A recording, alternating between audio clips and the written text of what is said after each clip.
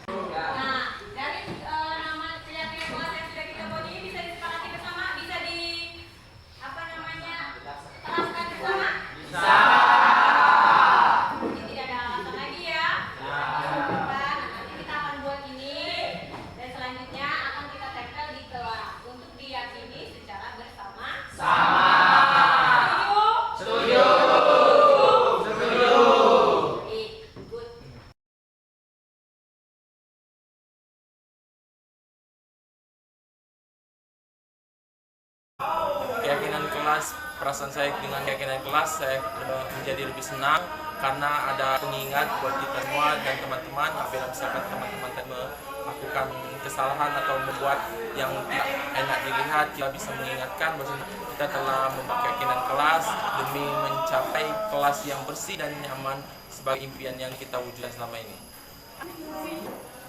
Membuat keyakinan kelas untuk menjadi kelas impian yang lebih baik seperti disiplin, jujur, tanggung jawab, dan kebersihan kelas, dan siswa-siswi yang menghormati guru sesama teman ataupun teman-teman yang lain.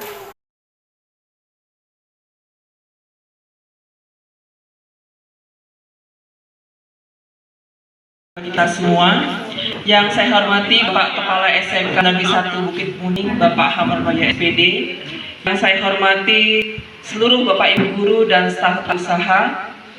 Alhamdulillah pagi hari ini kita bisa berkumpul di ruangan ini dalam kegiatan aksi nyata modul 1.4 dari calon guru penggerak angkatan 6 di sekolah kita. Pada hari ini nanti kegiatannya ada sedikit penyampaian yang akan diberikan oleh Bapak Ibu CGP mengenai beberapa program yang sudah mereka lakukan berkaitan dengan penyebaran budaya positif. Langsung saja ke inti acara. Yang pertama, sambutan pada Bapak Kepala Sekolah mengenai penyebaran budaya positif dari calon guru penggerak angkatan 6. Waktu kami silakan.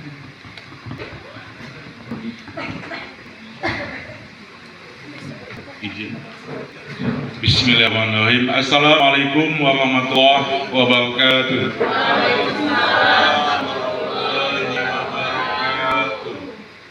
Yang saya hormati dan saya banggakan calon guru penggerak yang masih dalam proses tahap 6 angkatan 6 tahun 2022, Bapak Ibu peserta workshop pengibasan budaya positif yang saya hormati. Alhamdulillah bi'alamin wa bihi nasta'in ala umuri dunya waddin, wassalatu wassalamu ala asyrofil anbiya'i wal mursalin wa ala alihi wa sahbihi ajma'in. Alhamdulillah pada kesempatan pagi ini kita masih bisa diberikan kesehatan dan nikmat sehingga kita masih bisa mengikuti kegiatan pagi ini. Langsung saja, yang pertama saya ucapkan terima kasih kepada Bapak Ibu calon guru penggerak yang sudah luar biasa untuk mengikuti kegiatan ini, meluangkan waktunya untuk perbaikan dan perubahan SMK 1 Bukit Kemuning yang insya Allah ke depan kita bakal melaksanakan kurikulum merdeka yang sudah diatur oleh pemerintah pusat. Semua sekolah mulai dari 4 itu sudah melaksanakan kurikulum merdeka semua. Insya Allah tahun 2023 kita siap untuk melaksanakan. Saya jujur sangat bangga untuk di Lampung Utara, dari sekian banyak SMK yang ada di Lampung Utara, hanya SMKN Negeri 1 Bukit Kemuning yang minat untuk mengikuti CGP luar biasa. Saya sangat bangga. Tahun kemarin kita sudah meloloskan 1 guru praktik ya namanya, itu Bu Sari. Tahun ini 5 yang mengikuti CGP. Insya Allah di angkatan 7 ada, angkatan 8 ada yang usul, ada Bapak, ada 2 ya, 5 atau 6 termasuk Pak Azwar ya. Alhamdulillah, kalau melihat kita bandingkan dengan yang negeri saja, negeri 1 tahun kemarin tidak ada. Tahun ini saya belum paham. Pak Badar ya, cuma 1 Pak Badar.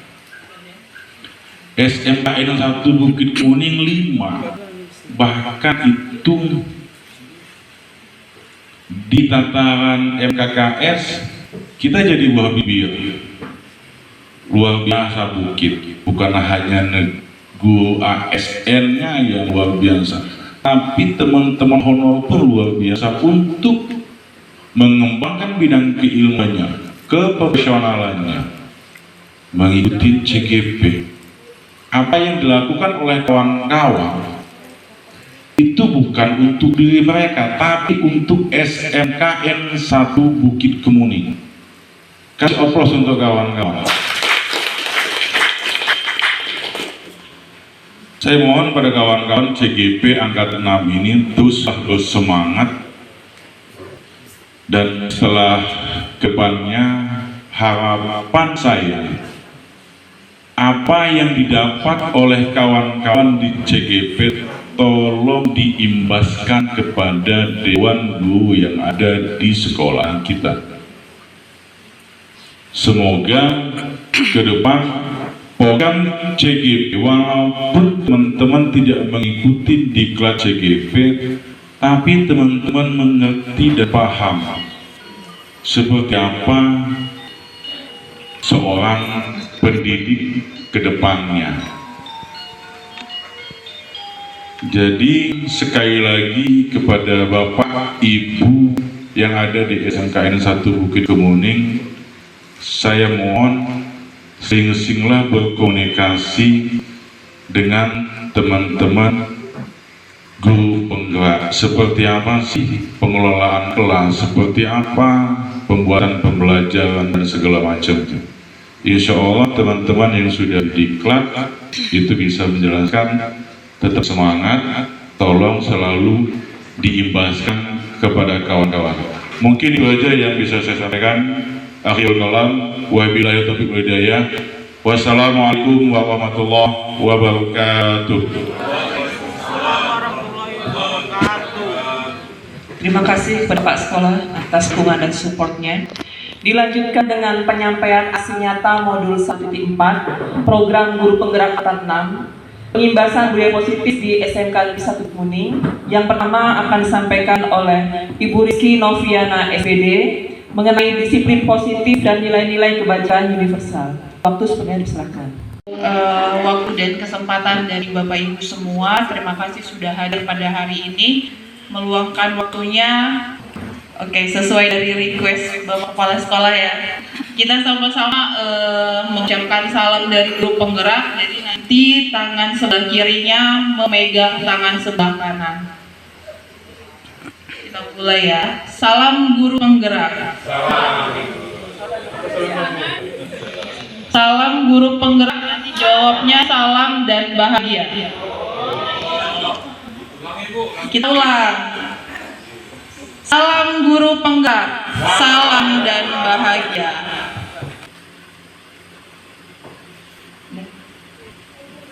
Yang pertama, saya meminta Bapak Ibu menuliskan sebuah rahasia atau sesuatu hal yang penting di sebuah kertas. Saya minta apapun di sebuah kertas kecil, tulis sebuah rahasia penting. Terserah, boleh misalkan rahasia penting yang selama ini dipendam. Kalau nomor PIN ATM juga boleh kalau itu dirasa yang penting.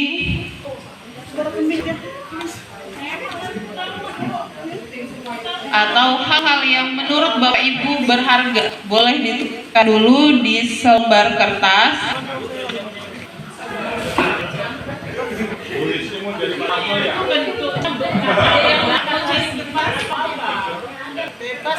Di kertas, Bu.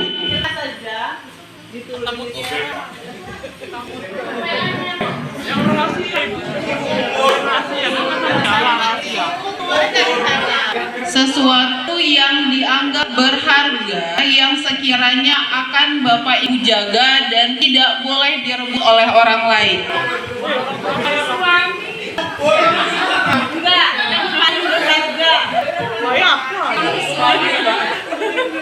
Akan dikepalkan di tangan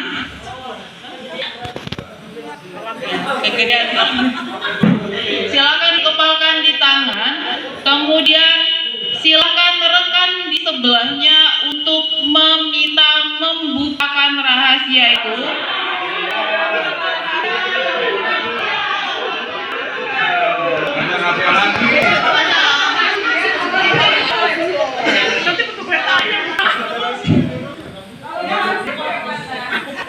silakan rekan sebelahnya meminta untuk membukakan apa yang ada di kepala tangan rekannya, boleh dengan cara membujuk, merayu, ataupun memaksa.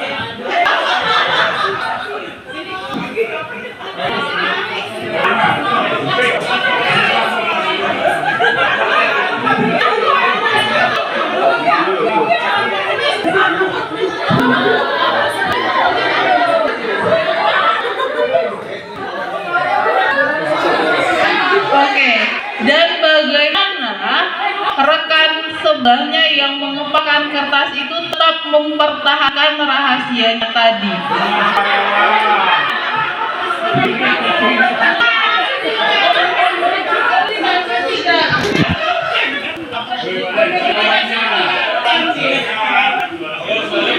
Itu terserah dengan ibu, apakah boleh diambil atau boleh dibaca.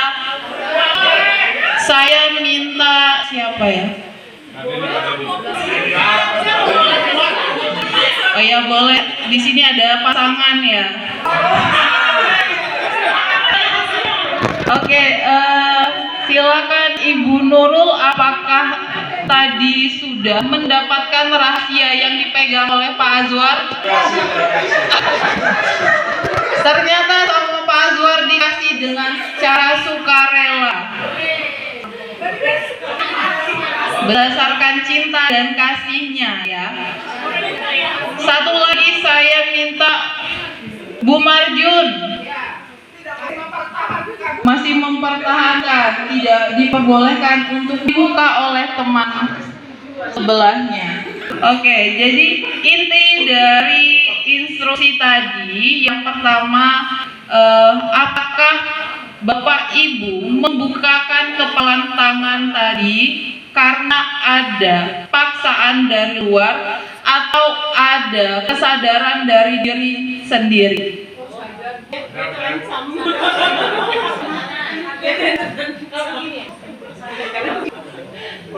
Bagaimana, dari diri sendiri atau karena orang lain membukanya?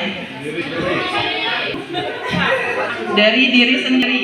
Oke, jadi tadi seperti Pak Azwar membukakan kepala tangannya dengan Bu Nurul dengan cara sangat-sangat sukarela atas dasar kesadaran sendiri ya Pak ya? Iya, berarti tidak ada paksaan dan juga yang memegang kontrol adalah Pak Azwar. Jadi Pak Azwar bisa memutuskan apakah akan dibukakan atau diberikan ke Bu Nurul atau tetap akan dipertahankan. Masih semangat Bapak Ibu? Masih ya. Selanjutnya saya akan menjelaskan mengenai materi eksplorasi konsep pembelajaran 2.2 di mana adanya teori motivasi, hukuman, dan juga penghargaan serta restitusi. Nah, tentunya Bapak Ibu sudah tidak asing lagi dengan kata-kata yang ada di depan sini dan sering kali menerapkan hal-hal tersebut selama proses pembelajaran berlangsung.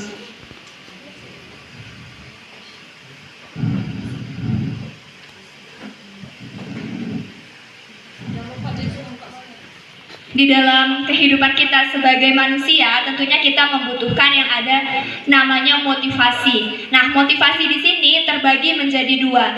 Yang pertama adanya motivasi eksternal. Di sini saya menghadirkan dua pertanyaan pemantik.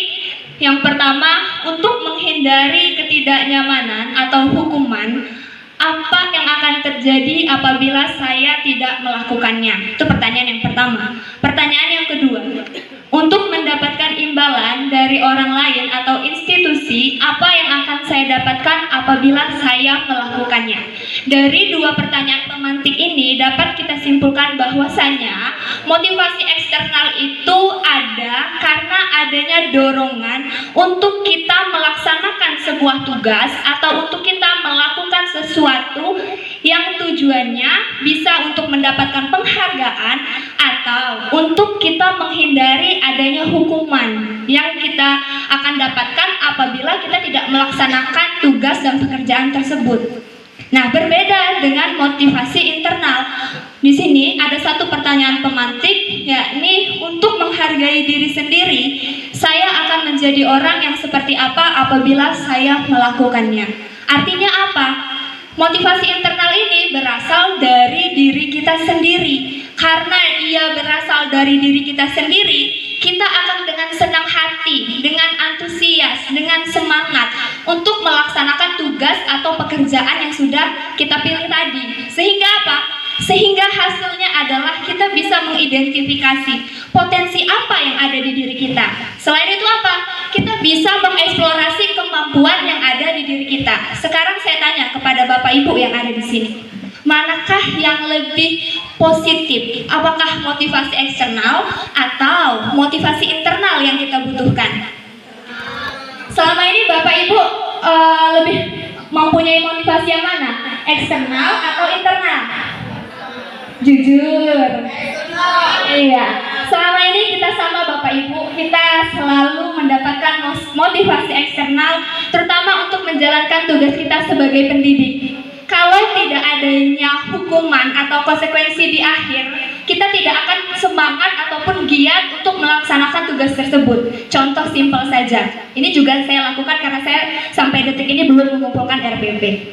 Mohon maaf Pak Suryadi. Ya, kita akan mau mengerjakan RPP itu sehari semalam seperti membangun candi, ya. Dengan apa? Bukan karena keinginan kita secara pribadi, bukan karena kita mempunyai kesadaran penuh bahwa itu adalah tanggung jawab saya, melainkan itu kita jadikan sebuah beban. Kenapa beban? Karena apabila saya tidak mengumpulkan RPP yang ditagih oleh pihak sekolah, saya akan mendapatkan sebuah hukuman. Hukuman ini bisa berupa sebuah teguran. Jadi intinya dalam menjalani kehidupan ini, motivasi internal itu sangat kita butuhkan karena nilainya positif. Yang pertama, untuk mengembangkan diri kita.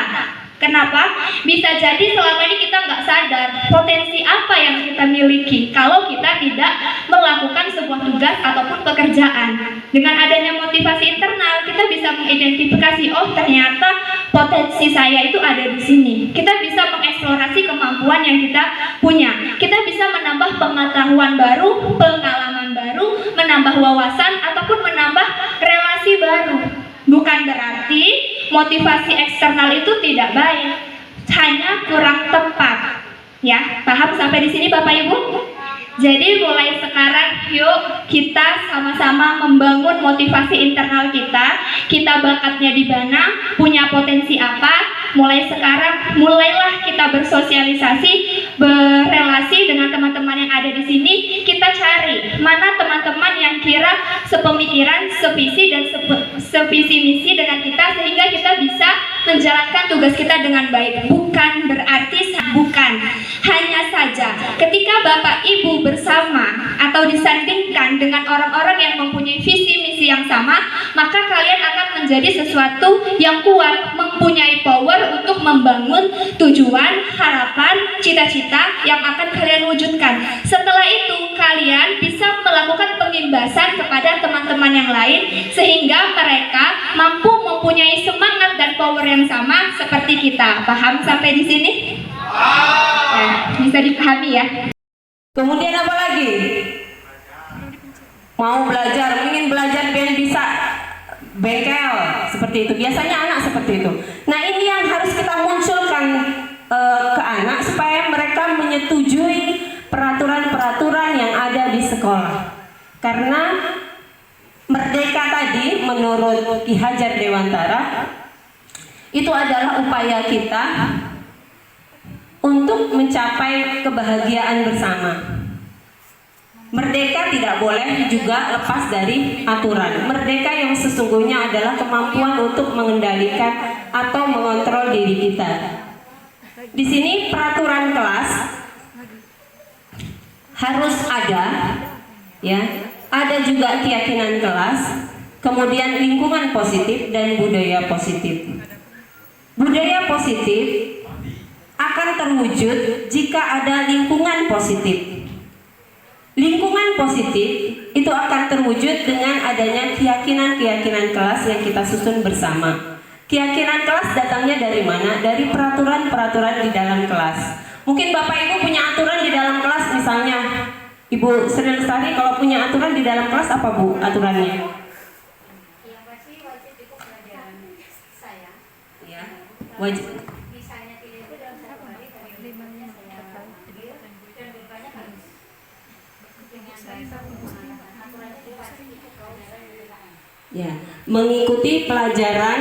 Kalau ada yang tidak hadir, dia harus mengejar ketinggalan.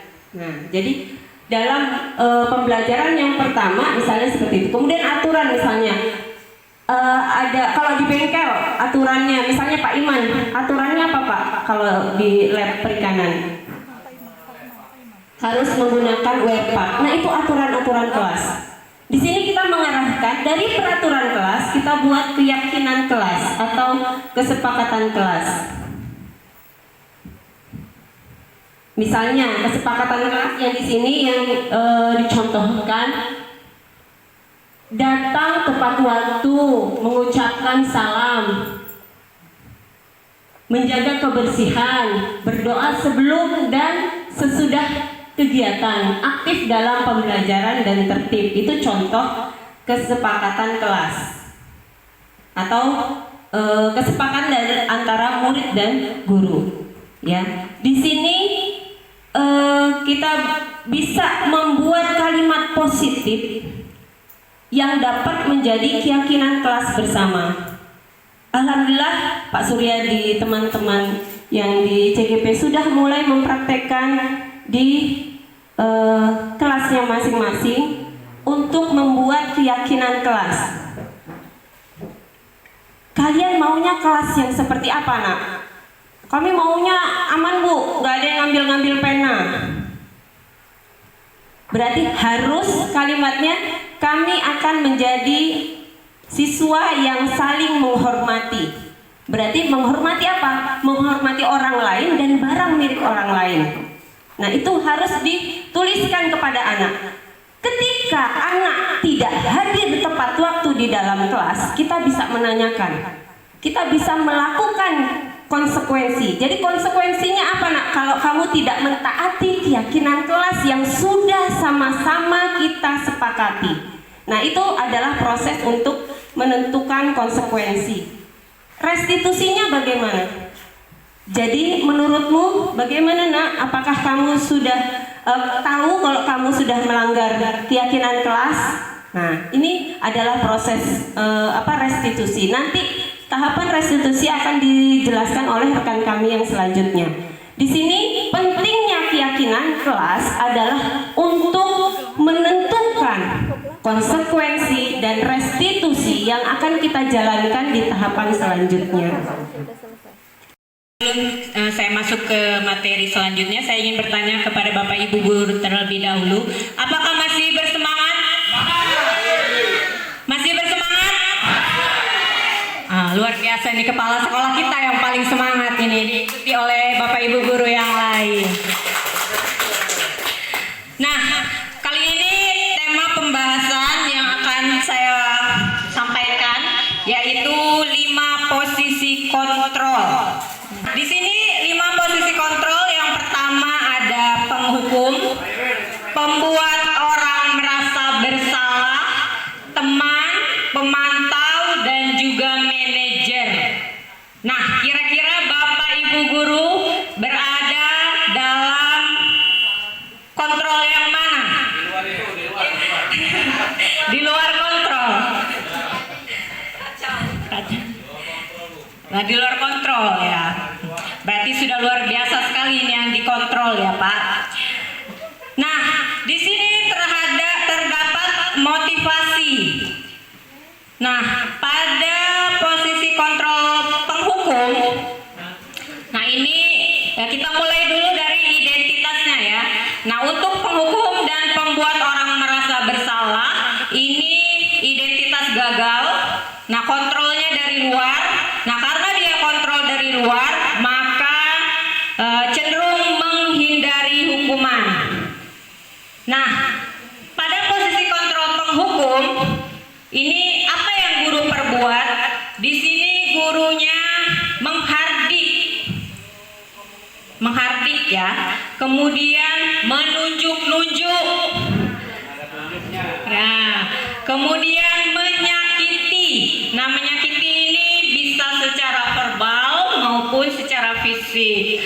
Nah, selanjutnya juga menyindir ya, kalau dia merasa tersindir ya. Nah, selanjutnya guru berkata. Nah, apa yang guru katakan? Kalau kamu tidak melakukannya, awas ya, rasakan. Nah, ini nadanya ya, mungkin bisa lebih ekspresif lagi. Nah, hasilnya seperti apa? Nah, hasilnya di sini mungkin kita berharapnya dengan hukuman itu anak merasa takut, kemudian berimbas pada takut dan patuh. Nah, tetapi ternyata hasilnya di sini memberontak, menyalahkan orang lain dan berbohong.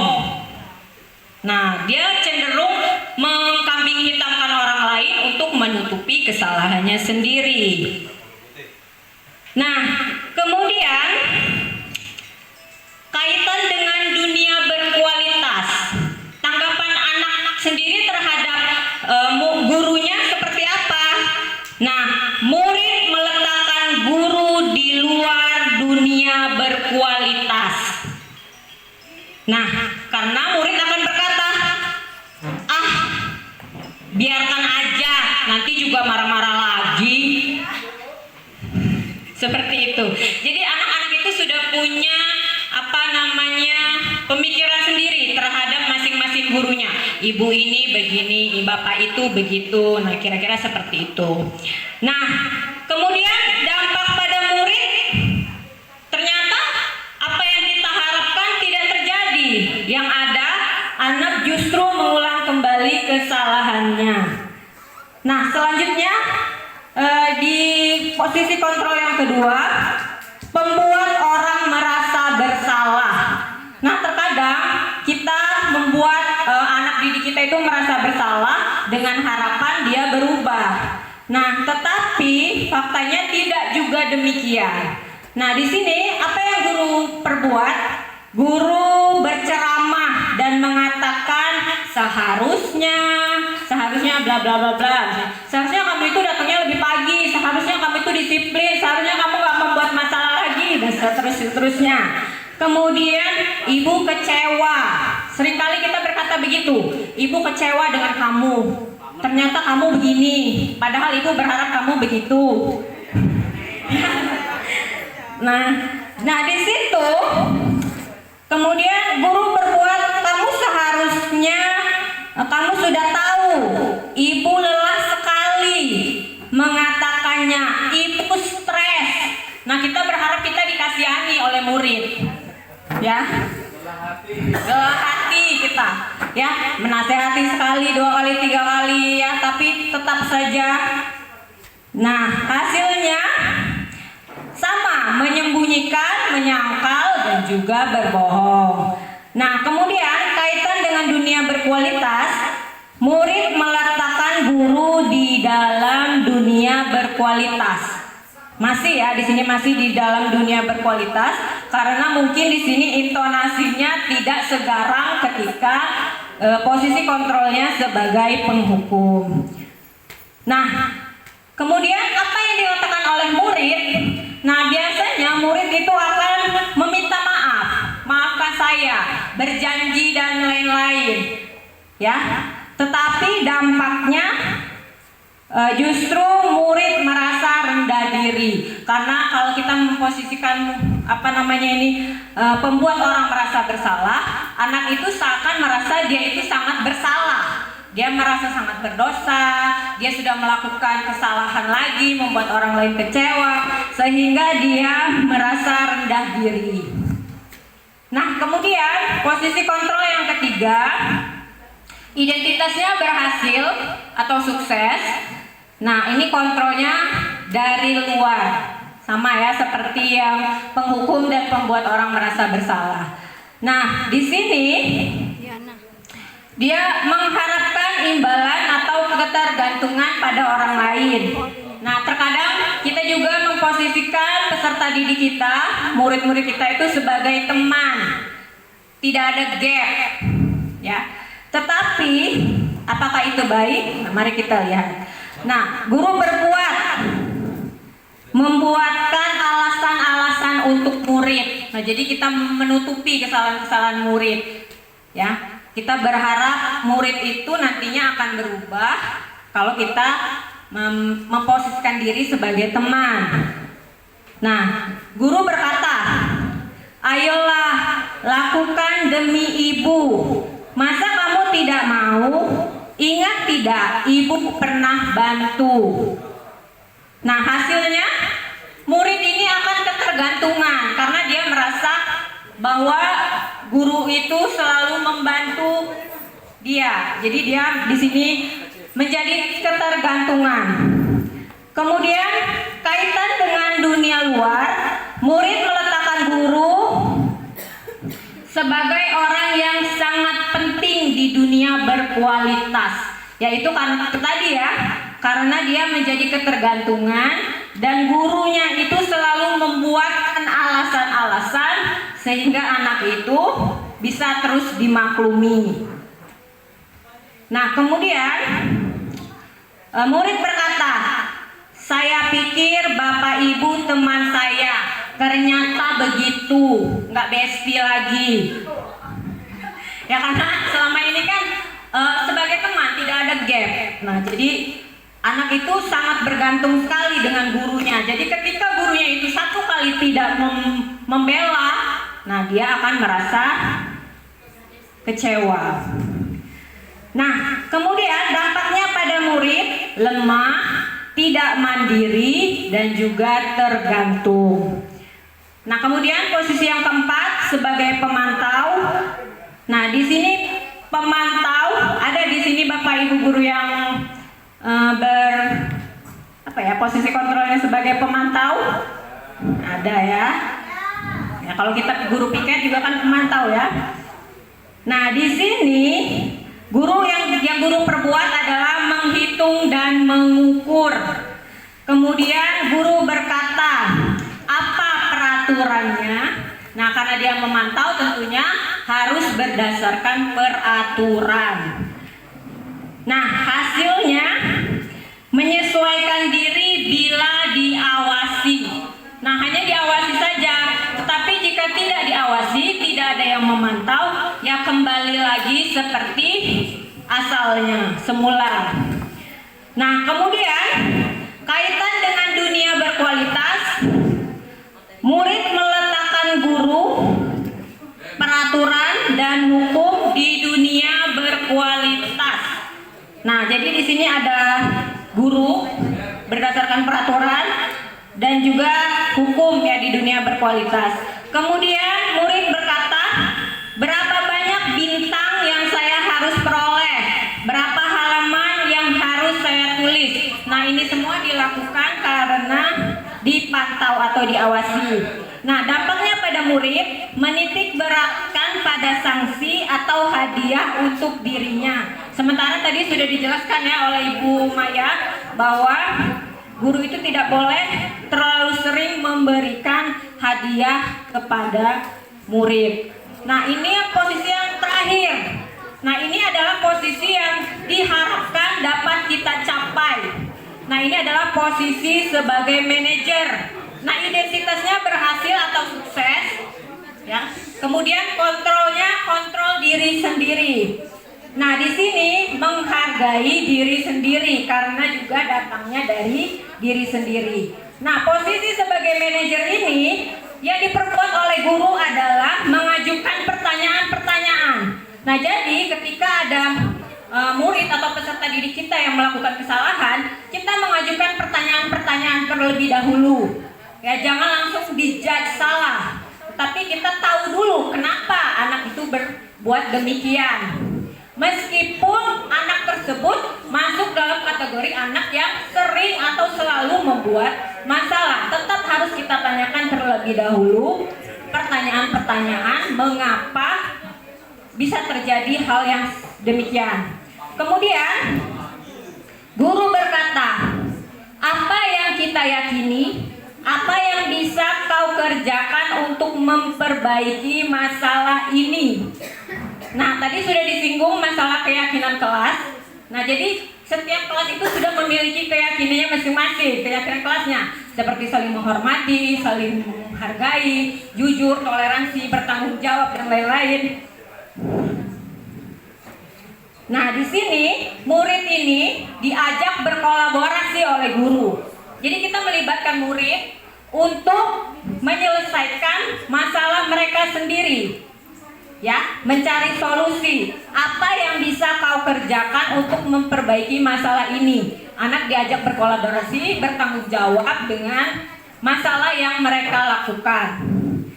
Nah, kemudian hasilnya ini akan lebih menguatkan pribadi anak. Jadi anak akan lebih bertanggung jawab. Kemudian kaitan dengan dunia berkolaborasi, murid meletakkan dirinya sebagai individu yang positif dalam dunia berkualitas. Ya, karena anak tadi ya, dia kan mempunyai kebutuhan dasar. Dia ingin didengar. Setiap anak, meskipun dia memiliki atau membuat kesalahan, tapi dia harus didengar dulu kenapa apa kesalahan tersebut diperbuat. Kemudian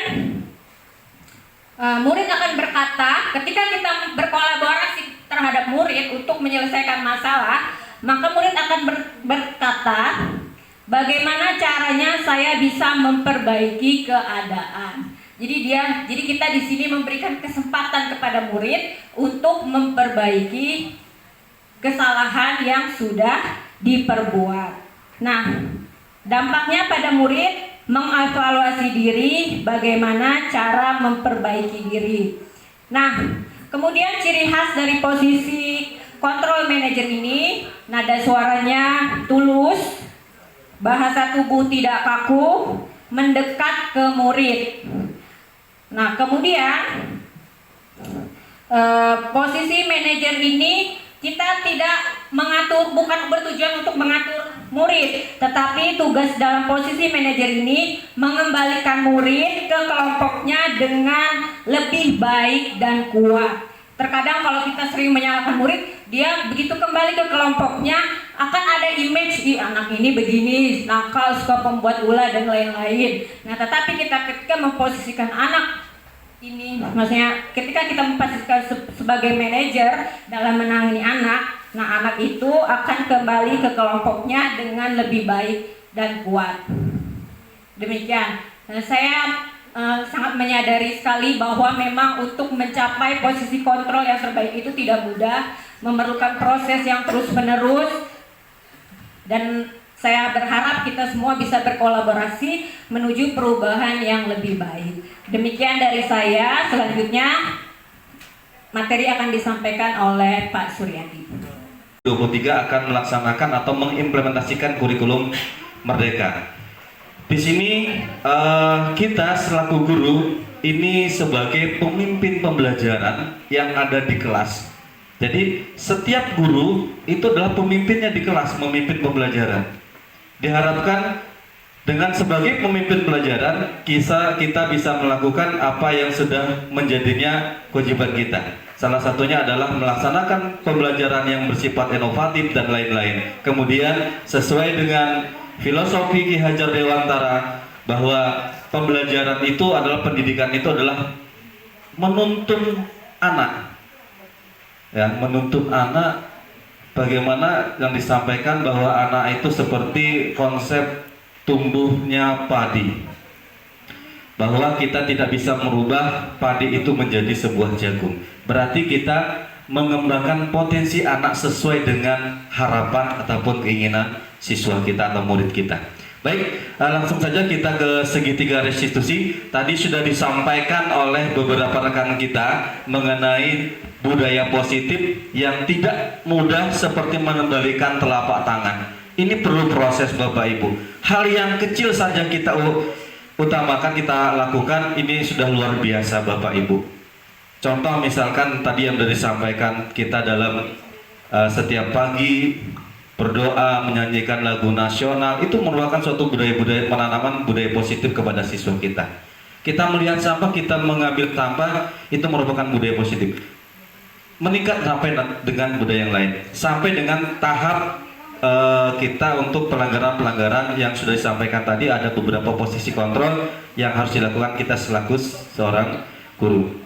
Baik, untuk segitiga restitusi tadi sudah disampaikan oleh Ibu Sintawati mengenai 5 posisi kontrol, dan di sini kita berharap kita pada posisi kontrol sebagai manajer. Oke. Ya. Bisa ke depan saya di sini biar bisa membacanya, Bapak Ibu.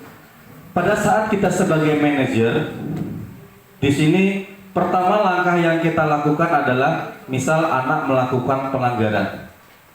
Apakah itu terlambat datang ke sekolah? Dan kita sebagai pemimpin pelajaran yang ada di kelas, kita nantilah oke lah untuk ke sekolah semua, tapi minimal kita dulu untuk selaku guru di kelas pada saat mata pelajaran apa yang kita lakukan. Kita pertama misalkan ada siswa terlambat, kita menstabilkan dulu secara identitasnya. Contoh, apa sih yang dilakukan menstabilkan identitas? Contoh di sini, setiap orang itu pasti pernah melakukan kesalahan. Kita stabilkan dulu posisinya. Anak terengah-engah lari datang masuk kelas dengan kondisi ya seperti itu, kita stabilkan dulu anaknya. Ini harapan restitusi segitiga ya. Ini saya mencontohkan apa yang sudah dituliskan di sini. Kemudian kamu bukan satu-satunya yang pernah melakukan kesalahan tersebut misalkan. Setelah kita stabilkan anaknya, siswa atau muridnya, baru kita meningkat tahap berikutnya. Itu ada namanya validitas kebutuhan, menanyakan keyakinan. Nah, seperti ini ya. Menstabilkan identitas tadi untuk membuat anak merasa gagal karena buat salah menjadi positif terhadap dirinya. Guru berkata, berbuat salah itu hal yang manusiawi. Ya. Tidak ada manusia yang sempurna. Bapak juga atau ibu pernah berbuat salah misalkan seperti itu dan seterusnya. Ini adalah proses menstabilkan anak. Biar anak itu, oh iya, ternyata bukan dia sendiri yang pernah melakukan kesalahan. Ternyata gurunya juga pernah dulu waktu zaman sekolah. Mungkin lebih parah lagi kali ya. Pak Ogi ketawa gitu. Pernah mengalami. Pada saat kita langsung menghukumi tadi mungkin akan terjadinya berbeda. Kita ada 5 posisi tadi, tidak usah saya jelaskan lagi, sudah dijelaskan Ibu Sinta. Kemudian kamu bisa saja kan melakukan hal yang lebih buruk. Nah, ini validitas kebutuhan. Kemudian apa yang penting bagi kamu? Kamu boleh tetap berusaha menjaga sikap itu, tapi tambahkan sikap yang lain yang baru. Maukah kamu belajar cara lain untuk mendapatkan kamu butuhkan tanpa harus memukul atau yang lain itu kejadiannya ini mungkin sangat memukul. Jadi di sini validitas kebutuhan apa yang mereka butuhkan. Nah, mungkin kalau misalkan siswa terlambat, apa yang harus kamu lakukan seperti itu. Di sini tujuannya adalah membantu murid mengenali basic atau kebutuhan dasar yang ingin dipenuhi. Tadi sudah disampaikan oleh materi sebelumnya, ada beberapa atau 5 kebutuhan dasar manusia. Apakah butuh kasih sayang atau lain-lain, itu kita menyesuaikan dengan kebutuhan dasar manusia.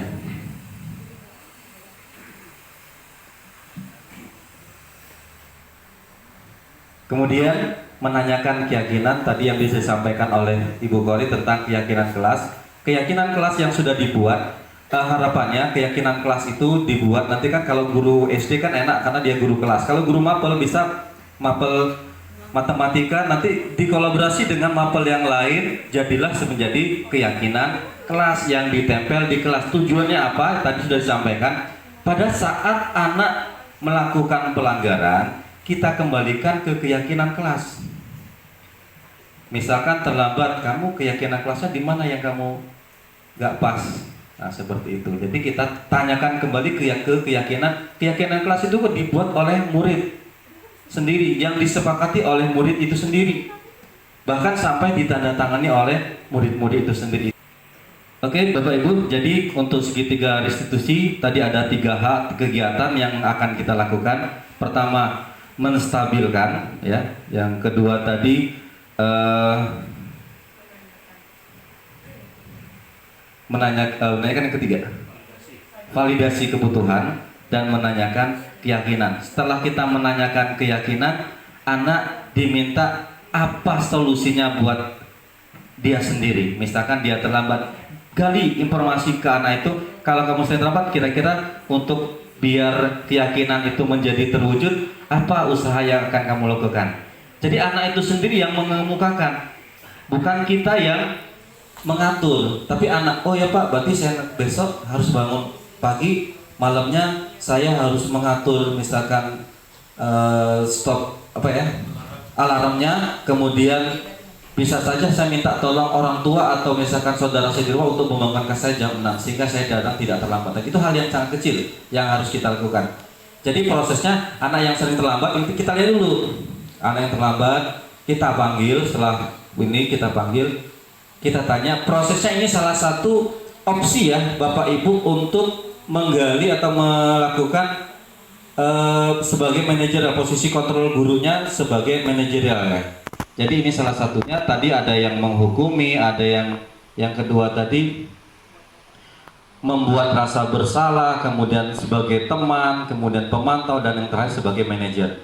Ini posisi-posisi kontrol kita minimal secara bertahap, minimal yang sebagai teman ataupun pemantau. Mudah-mudahan kita semuanya ke depan bisa menuju ke melaksanakan sebagai manajerial, dan salah satu ininya adalah kegiatannya adalah restitusi segitiga, atau bisa juga langsung tanpa melewati segitiga restitusi, langsung misalkan langsung saja kira-kira dari kesalahan kamu langsung tanyakan ke keyakinannya, gak boleh tanpa harus melewati memvalidasi, itu juga bisa langsung. Kalau ini salah satu proses melalui segitiga restitusi. Mudah-mudahan apa yang kita sampaikan dari awal sampai akhir ini, dari eksplorasi pertama kebutuhan dasar manusia, kemudian posisi kontrol, kemudian keyakinan kelas, ini merupakan materi-materi yang kami dapatkan pada saat kami mengikuti pelatihan guru penggerak untuk angkatan 6. Mudah-mudahan rekan-rekan yang lain akan menyusul di angkatan berikutnya. Materi ini yang kami dapatkan,